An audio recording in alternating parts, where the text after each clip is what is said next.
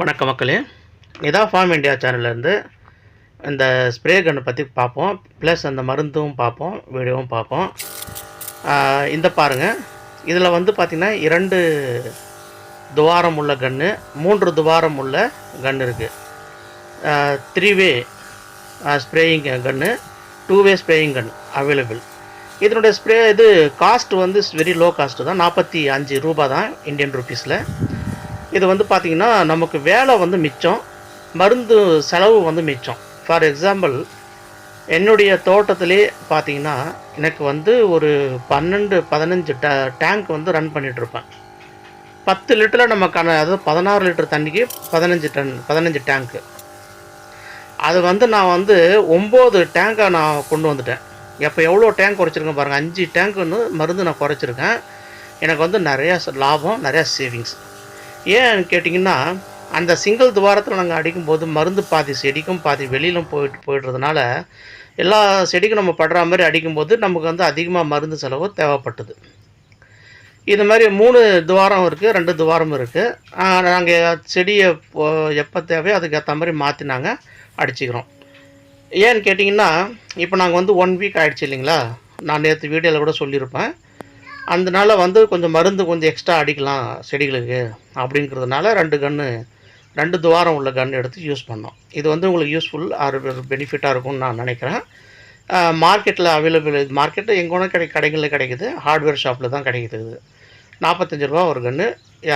உங்கள் அந்தந்த ஏரியாவில் இருக்கிறவங்க வாங்கிக்கிங்க.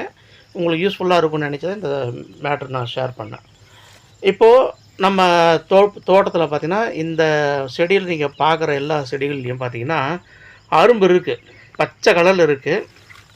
ரொம்ப நுணுக்கமாக பார்த்தோம்னா நமக்கு தெரியும். எல்லாத்துலேயும் அரும்பு கட்டியிருக்கு இந்த தோட்டத்தில். இப்போது நம்ம இந்த விஷயத்தை வந்து வாரத்தில் 2 மருந்து அடிக்கிறதுக்கான காரணத்தை நம்ம நேற்று வீடியோவில் தெளிவாக பார்த்தாச்சு. நம்ம இந்த வீடியோவில் நம்ம பார்க்க போகிற செய்தி என்ன அப்படின்னு கேட்டிங்கன்னா, இப்போ நான் வந்து வாரத்தில் 2 தடவை வந்து நான் வந்து பூச்சி மருந்து அடிக்கிறேன், வாரத்தில் 2 தடவை வந்து துளிர் மருந்து அடிக்கிறேன். அப்போ ஒரு வாரத்துக்கு 4 தடவை மருந்து அடிக்கிறேன். இன்றைக்கி பூச்சி மருந்து, நாளைக்கு துளிருக்கு மருந்து. நான் பிரித்து அடிக்கிறேன். அந்த மாதிரி கூட பண்ணால் கூட நல்ல ரிசல்ட் இருக்குது. நம்ம கொஞ்சம் எக்ஸ்ட்ரா ஒர்க் லோட் ஆகும். ட்ரை பண்ணி பாருங்கள். ஏன்னா துளிருக்கு நம்ம சேர்த்து மருந்து அடிக்கும்போது பார்த்திங்கன்னா, நான் நிறைய வீடியோவில் சொல்லியிருக்கேன். மைக்ரோ நியூட்ரன்ட் வந்து ஒரு 25, ஒரு 10 லிட்டருக்கு 25 கிராம் இல்லை 30 கிராம் எடுத்துக்குங்க.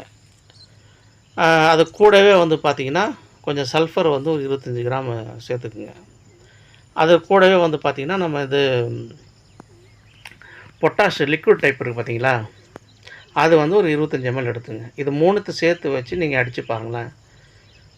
இது துளிருக்கு மட்டும் செப்பரேட்டாக அடித்து பாருங்களேன். உங்களுக்கு வந்து ரிசல்ட் வந்து நல்லா எக்ஸ்ட்ராடனரியாக இருக்கும். முடியாதவங்க நீங்கள் சேர்த்து கூட நீங்கள் அடிங்க, தப்பு கிடையாது.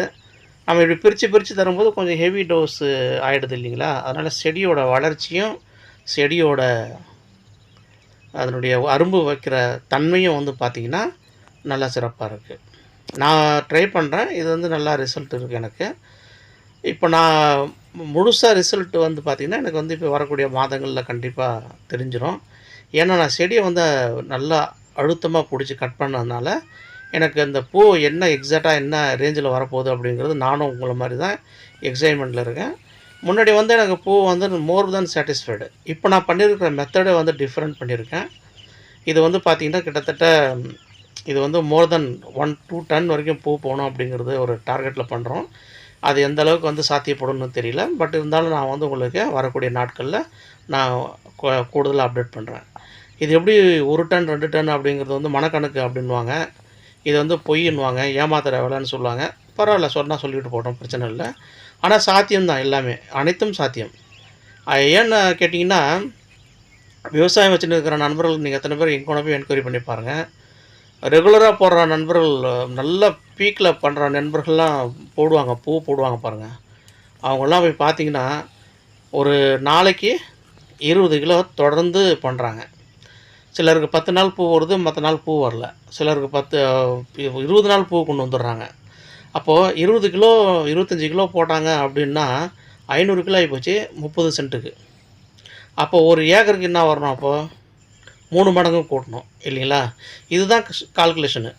இப்போ நம்ம தொடர்ந்து நமக்கு வந்து ஒரு டன்னு பூ ஒரு மாதம் வந்தாலே நமக்கு ஒரு 300 கிலோ கிடைச்சா கூட 3 லட்ச ரூபா.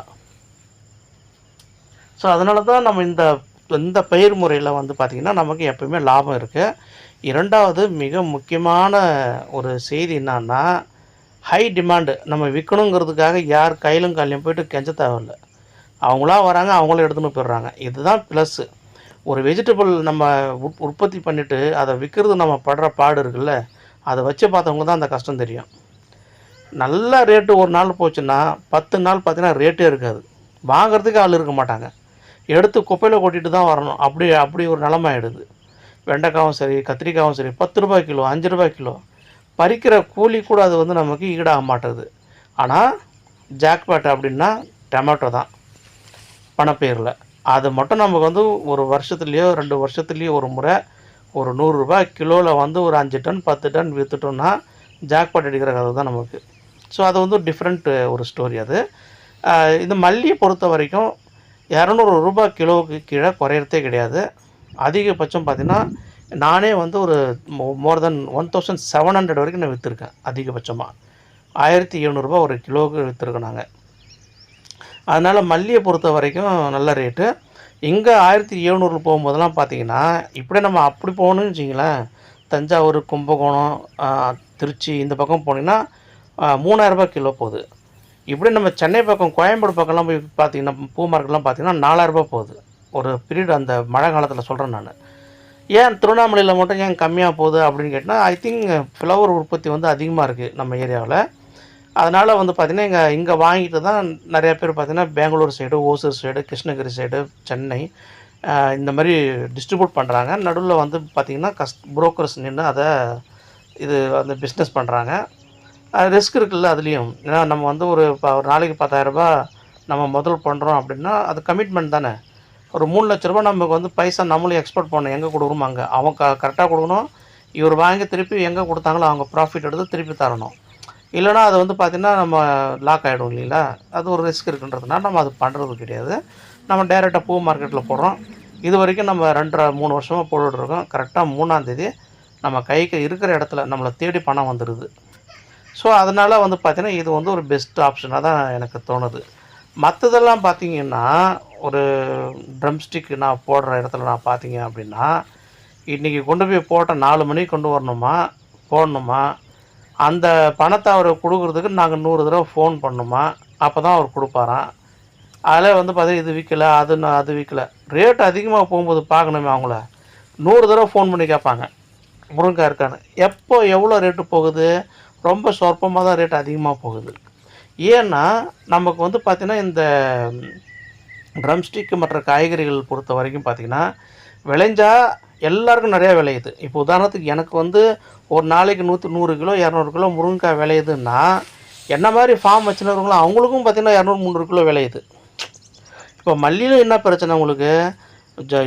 மார்ச், பிப்ரவரி, ஏப்ரல், மே, ஜூன், ஜூலையில் பார்த்திங்கன்னா எனக்கு ஒரு 100 கிலோ வருதுன்னு நாளைக்கு என்ன பக்கத்தில் ஒருத்தவங்க அவரும் 100 கிலோ வருது. அதனால தான் அந்த சமையல்லாம் ரேட்டு 200 ரூபாய், 220, 230, 250 போகுது. நமக்கு லாபம் வந்து ரொம்ப ரொம்ப குறைவு. காரணம் அவ்வளோ பூ எடுக்கிறதுக்கு நம்ம அவ்வளோ செலவு பண்ண ஆளுங்களுக்கு.